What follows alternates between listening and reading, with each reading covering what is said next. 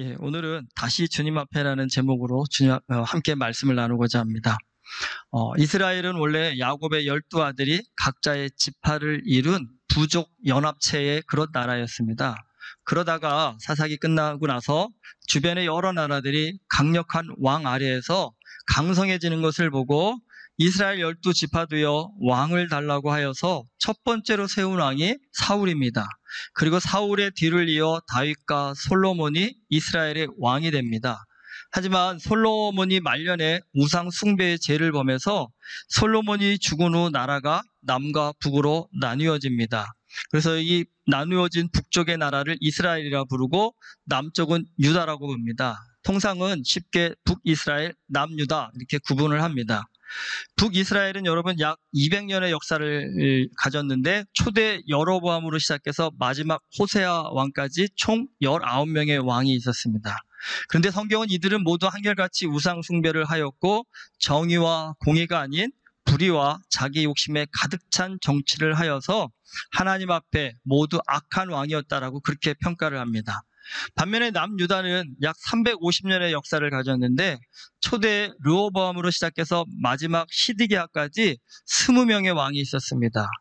남유다에는 그래도 북이스라엘에 비해서 여호와를 경외하고 하나님의 말씀에 따라 통치를 하려고 힘썼던 선한 왕들이 꽤 있었습니다. 대략 8명 정도가 선한 왕으로 평가가 됩니다. 그런데 그 8명 중에서도 남유다에서 아주 선한 왕으로 꼽히는 4명의 왕이 있습니다. 그 4명의 왕이 바로 아사, 여호사밧, 히스기야, 요시야입니다. 오늘 우리가 나눌 말씀이 여호사밧입니다. 근데 이들의 삶은 여러분 큰 틀에서 보면 여호와 보시기에 아주 합당한 그런 모습이었습니다. 하지만 이들의 삶도 그 내면으로 들어가서 자세히 관찰해 보면 흠 하나 없이 완벽하게 살다 간 것은 분명히 아닙니다. 선하다고 여겨지는 아사, 여호사밧, 히스기야, 요시야도 모두 인생에 있어서 실수도 있었고 또 그 실수 때문에 그 잘못 때문에 여호와께 징계를 받는 그런 인생의 모습들이 다 있습니다. 특별히 여러분 오늘 말씀에 나온 여호사밧 왕, 이 왕은요 믿음 안에서 참 좋은 일 굉장히 많이 한 왕입니다. 다른 선한 왕에 비해서도 열심을 내어 아주 하나님의 일을 열심히 했던 그런 왕입니다. 그런데 이 여호사밧 왕의 인생을 보면 한 가지 의문이 듭니다. 왜 저렇게 믿음 좋은 왕이 왜 하나님이 저렇게 싫어한 일을 했을까라는 그러한 의문이 드는 행동을 한 번도 아니고 여러 번 반복을 합니다. 여호사밧은 여러분 아사 왕의 뒤를 이어서 남유다의 4번째 왕으로 등극을 합니다. 왕이 된 여호사밧은 오늘 말씀에서 보면 가장 먼저 국방력을 강화하는 일에 힘을 씁니다. 오늘 말씀 1절에 보면 이렇게 나오죠. 여호사밧이 스스로 강하게 하여 이스라엘을 방어하였다. 사실 이 말씀 언뜻 보고 하면 오해할 수 있습니다. 이 여호사밧이 스스로 강하게 하였다고? 그러면 여호와를 의지하지 않고 자기 힘으로 국방력을 강화한 거 아니야? 라고 그렇게 오해할 수가 있는데 여러분 사실 이 말씀은 그 뜻이 아닙니다. 다른 모든 왕들은 사실은 나라를 굳건하게 하기 위해서 뭘 의지했냐면 이방 민족, 이방 다른 나라들을 의지한 반면에 여호사밧은 다른 나라를 의지하지 않고 하나님 안에서 유다 자체적으로 국방력을 강화하는 일에 힘썼다라는 그런 의미를 갖고 있는 것입니다. 예전에 제가 기독교 잡지를 보는데 목사님들한테 이거 뭐 묻자고 한 건지 모르겠지만 이런 질문으로 설문조사를 했습니다. 뭐라고 하냐면 목사님들한테 뭘 질문했냐면 교회에서 제일 무서운 사람이 누굽니까? 라고 목사님들한테 설문조사를 했다고 합니다. 여러분 생각해 보시죠. 목사님들이 제일 무서워하는 사람 교회에서 1위가 누구일까요? 여러분 목사님들이 교회에서 제일 무서워하는 사람 1위로 꼽힌 사람이 의외로 40일 금식 기도한 성도랍니다. 여러분 목사님도 40일 금식 기도하면 굉장히 무서워지거든요. 하물며 성도가 40일 금식 기도했다고 하면요. 이분 누구도 감당이 안 되는 그런 분입니다. 2위는 누구일까요? 의외로 또 의외의 사람입니다. 2위로 무서운 사람이 누구냐면 철야기도 잘하는 사람이 무서운 사람으로 꼽혔답니다. 3위는 누구일까요? 3위는요. 신학 공부한 장로님 제일 무섭답니다. 예, 장로님 가능하면 신학 안 하게 해주시는 것 같습니다. 여러분, 왜 이런 결과가 나왔을까? 의문이 안 드세요? 기도 열심히 하는 성도가 왜 목사님들이 무서울까요? 하나님 말씀 배운 신학을 배운 장로님이 왜 무서울까요? 여러분, 기독교인에게 말씀과 기도라는 것은 호흡이잖아요. 이건 매 순간 쉬지 않고 열심히 해야 하는 그런 사명이면 분명합니다. 그런데 여러분, 의외로 기도를 많이 하는 분들이, 말씀을 많이 공부하는 분들이 교회 안에서 문제가 되는 경우가 굉장히 많다는 사실입니다. 그럼 여러분, 왜 그런지 이해가 되시겠습니까? 왜 기도 많이 하고 말씀을 그렇게 열심히 공부했으면 교회 안에서 아주 훌륭한 성도가 되셔야 될 텐데, 이런 분들이 왜 제일 무서운 사람이 되어버렸을까? 여러분, 어떤 목사님께서 여기에 대해서 아주 간단하게 정의하셨습니다. 기도만 하고 말씀만 보기 때문에 문제랍니다. 이해가 되시겠습니까, 여러분? 기도만 하고 말씀만 보기 때문에 문제랍니다. 여러분, 간혹 진짜 우리 교회는 없어서 다행이시지만 정말 저도 목회를 하다 보면 이런 분들 꼭 있습니다. 기도하면 하나님께서 다 해결해 주십니다. 맞지요? 맞습니다, 여러분. 그런데 여러분, 하나님께서 다 해결해 주시니까 아파도 병원 가면 안 된답니다. 기도하면 다 낫게 해주시는데 왜 병원 가는 겁니다? 믿음 없는 행위라는 겁니다. 그런가요? 예전이가 한동안 그런 질문을 어릴 때 물어보더라고요. 진짜 전쟁터에 나가면 하나님께서 총알도 비켜가게 해주냐고, 믿음이 좋으면. 그럴까요, 여러분? 근데 여러분, 이렇게 믿는 분들이 있습니다, 정말. 총알이 날아다니는 전쟁터에서도 내가 기도만 하면, 하나님을 절대적으로 잘 믿기만 하면 모두 피해간다고요? 총알도 나를 피해가게 해주시는 하나님이시다라는 거. 그러니까 전쟁터에 나가서 총알 피우려고 이리저리 도망다니지 말고 그냥 가만히 있어도 된다라고 그렇게 말하는 분이 정말 여러분 만나보신지 모르겠지만 저는 만나봤습니다. 맞나요? 여러분 어떻게 생각하십니까? 여러분, 기도라는 것, 이것은 우리로 하여금요, 하나님의 뜻을 분별하고 영적으로 강하고 담대한 능력을 힘있게 하는 은혜의 통로임에는 분명합니다. 성경에 나오는 수많은 믿음의 사람들 보시면 다 모두 기도의 능력자들이었습니다. 요셉이 그랬고, 모세가 그랬고, 다윗이 그랬고, 다니엘이 그랬습니다. 모두 다 기도의 깊은 능력을 가진 사람들이었다는 사실입니다. 그런데 여러분, 이들에게는 공통점이 있습니다. 이들은 기도만 하지 않았다는 겁니다. 모두 무릎 꿇고 깊은 기도의 시간을 가진 후에는 뭐 했습니까? 모두 다 세상에 나아가서 자신에게 주어진 세상에서 감당해야 될 사명을 아주 훌륭히 잘 감당하였다는 사실입니다. 사실 여호사밧 왕이 스스로 강하게 한 것이 아닙니다. 여러분, 기도만 하면 하나님께서 열심히 기도하면 하나님께서 우리를 지켜주실 거야 라는, 사실 잘못하면 이런 이상주의에 빠질 수도 있습니다. 그런데 여호사밧 왕은 그런 사람이 아니었습니다.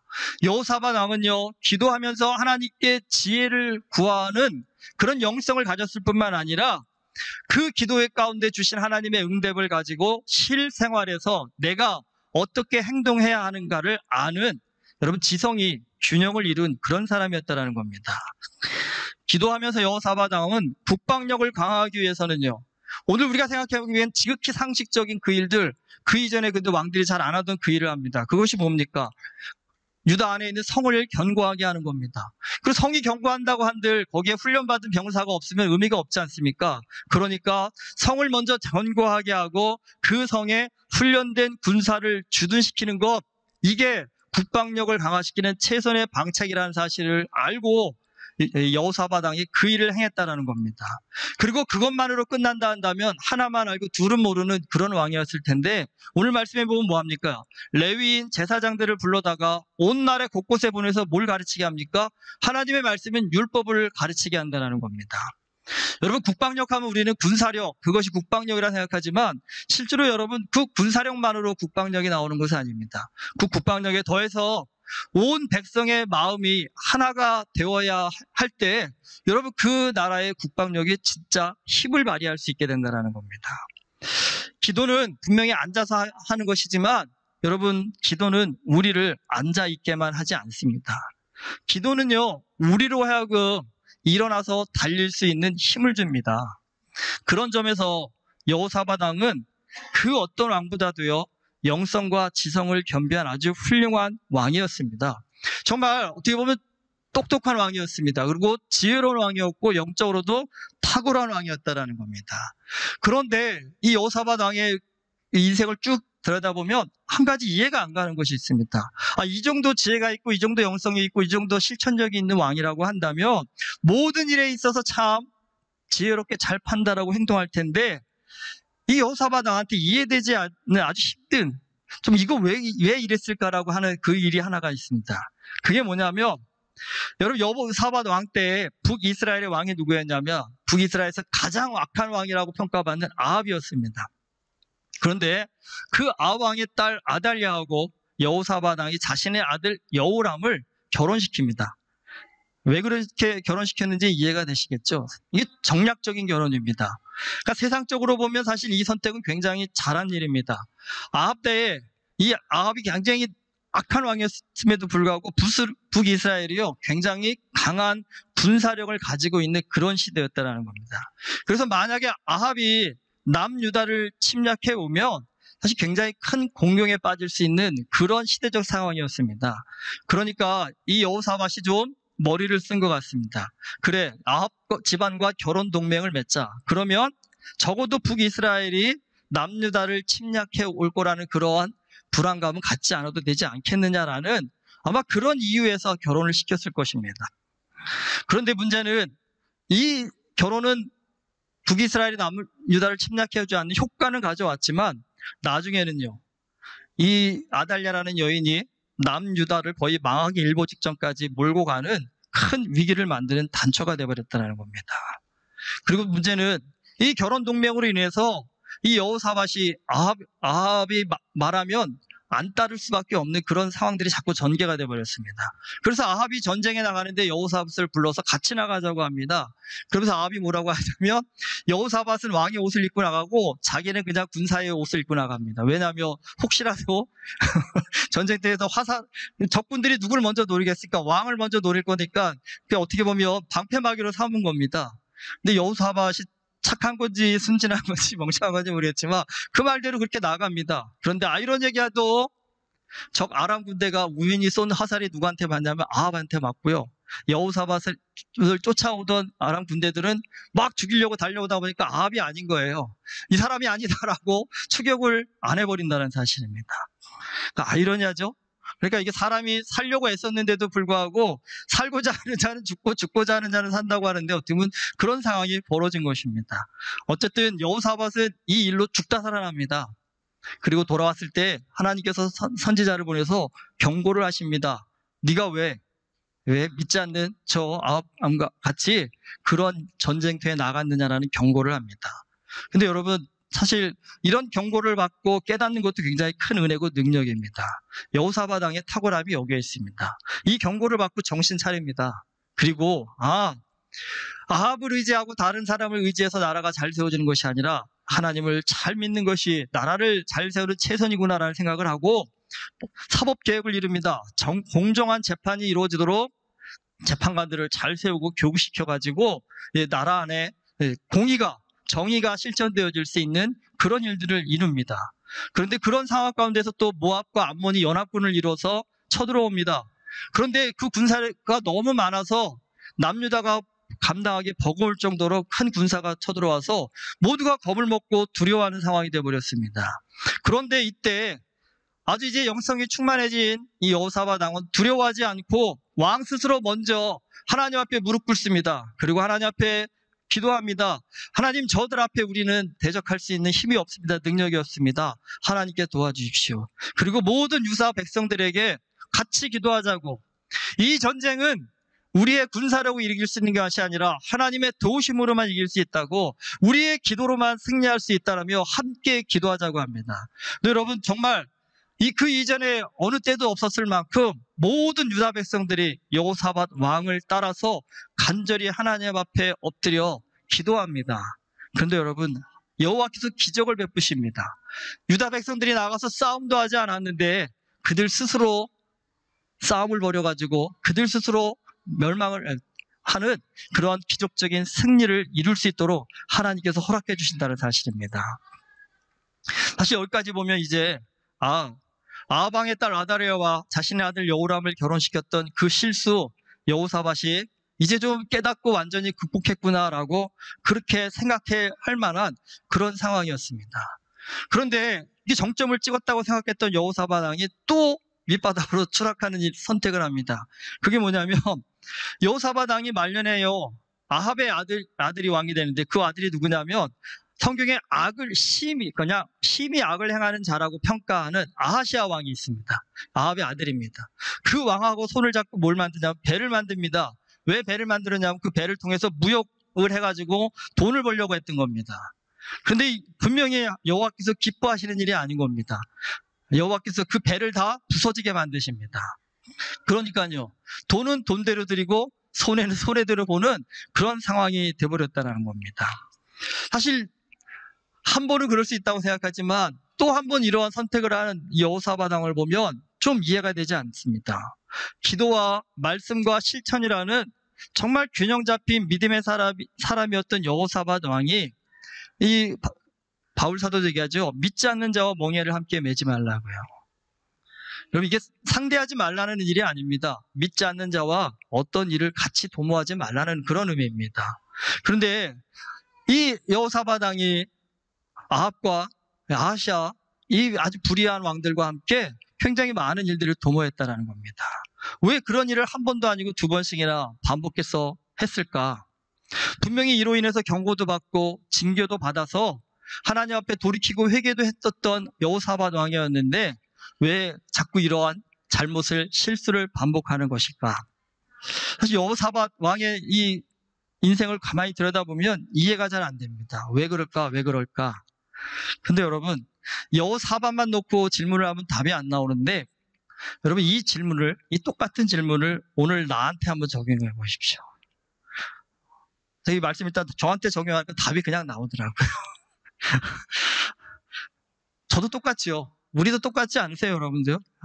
여러분, 잘못한 일을 한 번만 잘못하시는 분이 있으세요? 인생에 있어서 내가 똑같은 일을, 잘못을 반복 안 하고 사시는 분 분명히 여기 있으세요?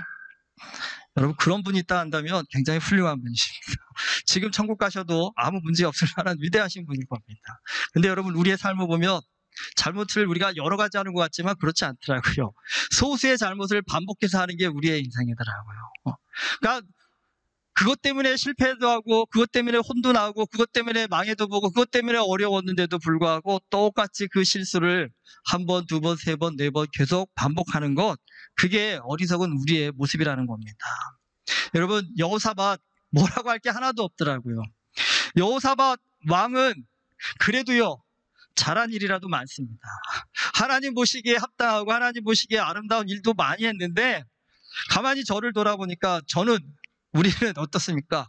잘한 일도 없으면서요, 잘못한 일만 많은 그런 인생을 오늘 우리가 살고 있는 거 아닌가. 그러니 우리가 여호사밧이 이해가 안 되는 겁니다. 우리는 잘한 일이 없기 때문에 이해가 안 되는데, 우리는 잘못한 일만 하면서 여호사밧을 뭐라고 할 수가 없는 거더라고요. 근데 여러분, 여호사밧의 인생이 우리에게 주는 큰 은혜가 있습니다. 여러분, 믿음으로 바르고 정직하게 잘 살아보려고 노력하지만 여호사밧 같은 그런 사람도 잘못과 실수를 한 번도 아니고 몇 번씩 반복한다라는 겁니다. 그런데 뛰어난 여호사밧 왕뿐만 아니라 다윗도 그랬고 솔로몬도 그랬고 다요, 잘못과 실수를 범하고 살았다는 겁니다. 그런데 여호와께서는 이 잘못과 실수를 가지고 그들을 멸하지 않으셨습니다. 물론 때로는 아주 감당하기 힘들 만큼 강하게 질책하셨지만, 그럼에도 불구하고 여러분, 그런 잘못과 실수로부터 다시 회복할 수 있는 기회를 그들에게 주셨다는 사실입니다. 그렇다 한다면 여러분, 믿음으로 산다라는 것, 그게 뭘까요? 우리는 믿음으로 산다고 생각하면 완벽한 정의와 공의, 이것을 실천하는 것이 믿음으로 산다라는 것이라고 생각하기가 참 쉽습니다. 왜 40일 금식 기도를 하고 철야 기도를 하고 신학을 공부하는 사람이 왜 문제가 될까요? 자기 공의와 정의가 앞서기 때문입니다. 그러다 보니까 자신은 완벽하다 생각하고 남들이 부족하다고 생각하니까, 남들이 기도하는 거 보면 우습죠. 여러분, 40일 금식 기도하고 오셔서 다른 사람 기도하는 거 보세요. 이런 마음이 언제 들 거예요? 야, 그렇게 기도해갖고 하나님 응답 받겠어? 일주일은 굶어야 하나님이 응답 받지, 하나님이 보이시지 않겠냐고, 성령의 음성이 왜 안 들리냐고, 안굶을 봐서 그래, 고통을 안 받게 봐서, 하나님 앞에 간절히 기도해보지 않아서 그래라고 정죄하고 판단하는 일은 너무나 잘하실 수 있을 것입니다. 하지만 정작 본인 자신에게는요, 내 안의 문제, 내 안의 연약함, 내 안의 이 죄에 대해서는 잘 발견하지 못하는 영이 어두워지는 그런 인생이 될 수도 있다는 사실입니다. 여러분, 아무리 40일 금식 기도해도 똑같이 죄짓고 반복하고 사는 게 그게 인생입니다. 아무리 철야 기도를 몇 날 며칠을 해도 여러분, 우리가 우리의 죄성을 이길 수 있다 한다면 그거 자체가 잘못된 판단이시고 그거 자체가 죄입니다, 사실은요. 많은 분들이 신학을 공부하면 좀 사람이 되어지지 않을까 생각하는데 여러분, 그렇지 않습니다. 신학하면 사람 됨됨이가 오히려 깎아질 수도 있습니다. 여러분, 진짜 공부만 하면 사람이 어떻게 될까요? 교만해지지 않습니까, 여러분? 공부만 하면요, 세상 물정을 모르고, 죄송하지만 세상 말로 하면 좀 날뛰는 인생이 될 수 있는 가능성이 굉장히 많습니다. 여러분, 현장에서 한번 깨져 보셔야 되고 부서져 보셔야 됩니다. 여러분, 위대한 믿음의 사람들 얘기하지만 여러분, 사실 다윗이 위대합니까? 그 거짓말로 자신의 충성스러운 부하도 죽이고 다음에 부인도 가로챘는데 그게 어떻게 위대한 인생이 될 수 있습니까? 솔로몬이 위대합니까? 말년에 그 많은 이방 여인들 틈에서 온갖 우상 숭배에 빠져가지고 부어라 마셔라 즐기다가, 그리고 자기만 말년에 헛되다 하면서 따라오는 청년들한테 누님 그렇게 살지 말라고 하면 애들 보기 어떻습니까? 지는 누리껏 다 누리고 왜 우리는 못하게 하는데, 그러지 않겠습니까? 사실은요, 뭐 위대하다고 볼 수 있겠습니까? 여러분, 성경이 그들의 행위를 보고 위대하다고 얘기하는 것이 아닙니다. 잘 보셔야 됩니다. 다윗도 솔로몬도 여호사밧도 죄가 많은 인간이지만 다른 점이 있습니다. 여러분, 그 다른 점이 뭘 거라고 생각하십니까? 그들은 그들의 죄 때문에 하나님 앞에 징계를 받습니다. 그런데 그들은 그 징계 앞에 꿍시렁거리지 않았습니다. 하나님 이래서 그랬습니다, 이유가 있습니다, 다 상황이 그랬습니다라고 말하지 않고 달게 받았습니다. 그리고 징계를 달게 받고 나서 정말 마음에 요만큼의 억울함이라든지 거리낌 없이 다시 한번 하나님 말씀 앞에 귀를 기울이는 그러한 태도를 가졌다는 겁니다. 여러분, 하나님께서 우리에게 원하시는 것 완벽하라고 얘기하시는 거 아닙니다. 완전하라고 얘기하시지 않습니다. 그럴 수 없다라는 것을 하나님이 너무나 잘 알고 계시기 때문입니다. 그럼 뭘 원하실까요? 하나님 앞에 언제건 다시 서고자 하는 그 믿음의 태도를 놓치지 말라는 겁니다. 네가 아무리 못난 짓을 했어도 하나님 앞에 다시 나오기만 하면 하나님께서 나를 받아주신다는 겁니다. 아무리 큰 죄를 져서 세상 사람들이 너를 다 손가락질해도 그래도 내가 하나님 잊지 않고 하나님 모든 사람한테 돌맞아 죽겠는 상황입니다. 그래도 나 하나님 앞에 다시 나옵니다. 다시 회복하고 싶어서, 다시 믿음으로 살고 싶어서 하나님 앞에 다시 나옵니다라고, 여러분, 이 믿음의 태도를 잃지만 않으면요, 하나님께서 그 사람을 그 믿음의 태도를 보고 의롭다라고, 예쁘다라고, 아름답다라고 얘기해서 품어주시고 다시 회복할 기회를 주신다는 사실입니다. 여호사밧 왕이 하나님께 인정받는 선한 왕이 되었다라는 것, 여러분, 그가 바른 행위를 많이 했기 때문일 수도 있습니다. 그것도 이유가 될 수 있습니다. 하지만 더 큰 이유는요, 수많은 실수와 좌절 앞에서도 여호사밧은요, 포기하지 않았습니다. 하나님 앞에 다시 서고자 하는 믿음의 간절한 태도를 가졌다는 사실입니다. 여러분, 여호사밧 왕은 오늘 우리에게요, 어떤 상황과 형편에서도 다시 주님 앞에 서고자 하는 믿음의 열망, 열정을 갖는 것이 우리 신앙에 얼마나 크고 귀한 은혜이며 능력인지를 보여주었고 가르쳐주고 계십니다.